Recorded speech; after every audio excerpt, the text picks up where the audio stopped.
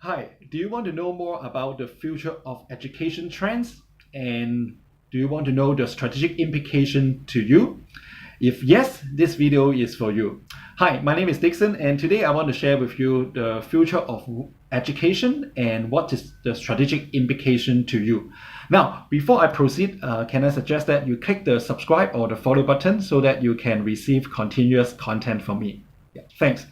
Now, why understanding today's content is important to you? Because technology is disrupting the education sector, and we are talking about in the future of education. There are four important skill sets that you need to pay attention to.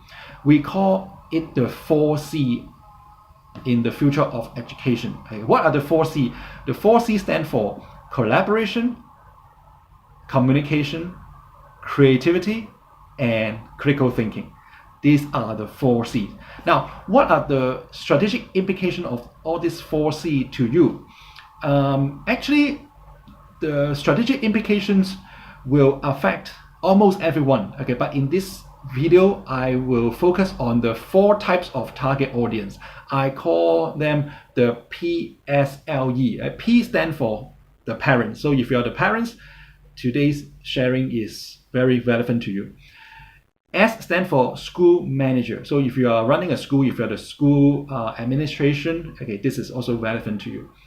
L stands for learning and development professional. So if you are R&D manager, or if you are the HR manager taking care of the talent development, this is also relevant to you.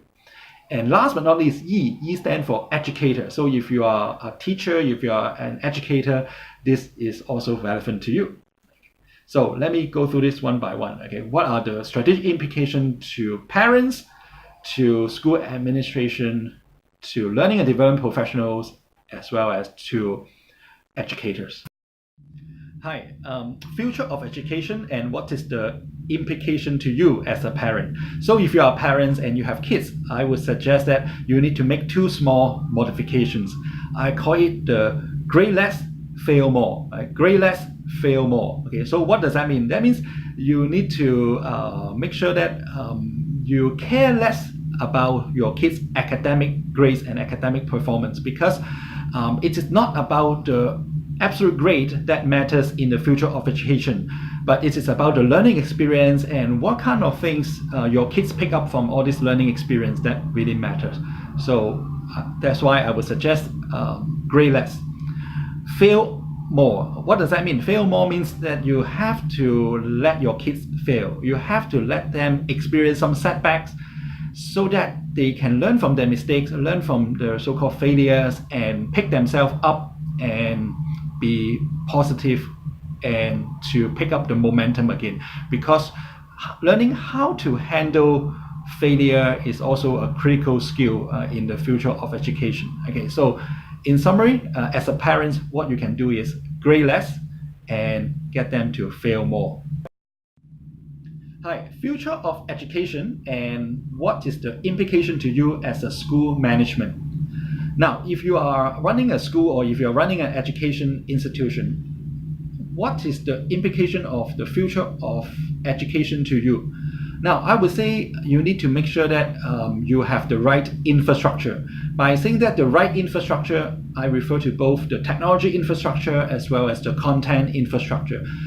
By saying the technology infrastructure, that means you need to make sure that you invest in the platform or in the technology that allows your end user, that means your students, to access to the system, to get connected to the school network, no matter where they are. Because increasingly the student will be very mobile. Okay, within the country, they might be learning from home, they may be learning from campus, they may be learning from somewhere. And also increasingly they will be on a lot of like international exchange programs, so they might be accessing the system from overseas. So you need to make sure that your technology infrastructure is scalable enough and also flexible enough to cater for all these like mobile learning needs. On the other hand, the content infrastructure, you need to make sure that the content is arranged by topic, by different level of difficulties, rather than by the school grade level, because in the future students will be increasingly learning at their own pace. That means they will pick up certain topic by the level of difficulty and not necessarily linked to their level at school, like is it like primary 5 or primary 6 or secondary 1. So it's not about content linked to the school grading or school levels, but it is by the topic level of difficulties. So I hope this is something useful to you. So make sure that your technology infrastructure and content infrastructure are sound.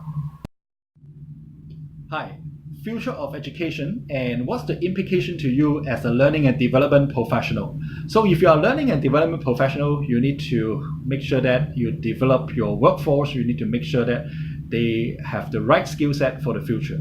And there are two small modifications you need to adapt in the future. One is what I call the JIT learning, just-in-time learning. The other one is what I call the learn and churn. So let me explain to you. Now, in the future of education, okay, the skills get obsolete very fast, and your workforce need to learn and unlearn, learn and unlearn, and they need to repeat this cycle very quickly.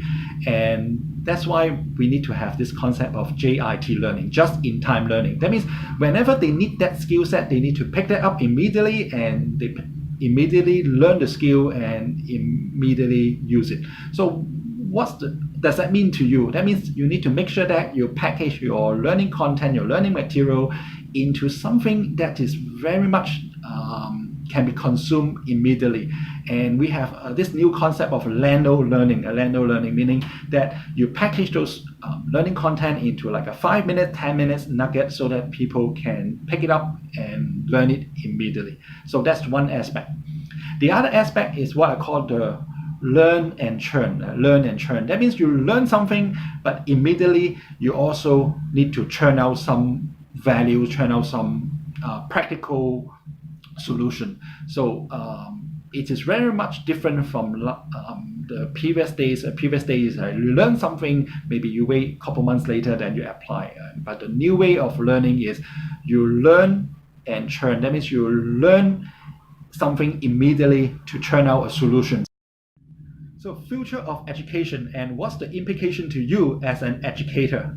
So if you are a teacher, if you are someone in the teaching profession, you need to make sure that you have these two small changes in the way you deliver as an educator.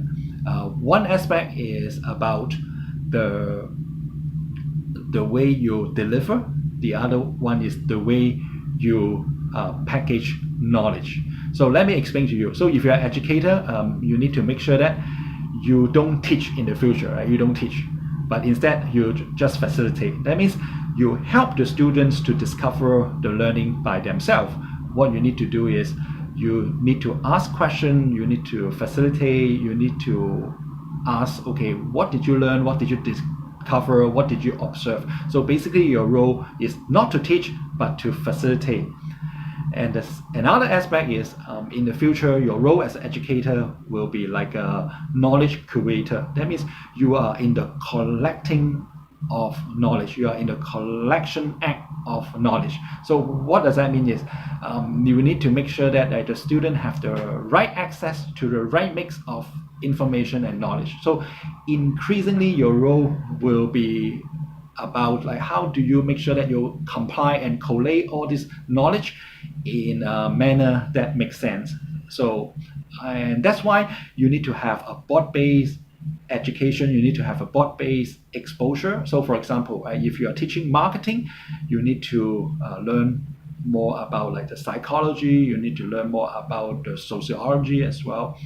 On the other hand, if you are teaching engineering, you need to know more about like the organizational behavior, you need to know more about graphic design, you need to know more about the sociology as well. So this is to make sure that you can have the ability to create the right content and put the knowledge into the right context for your students. So in summary, make sure that you don't teach, you just facilitate, and make sure that you be a great creator of knowledge. So I hope this sharing is something useful to you, whether you are the P, parents, whether you are the S, school, administration and management, L, learning and development professional, or E, educator. So no matter who you are, I hope this video is something of value to you. And if you like this video, make sure that you like, comment, and also share this with your friends and colleagues. And in summary, let's embrace the future, and let's embrace the future of education. Once again, this is Dixon Tang, and thanks for watching.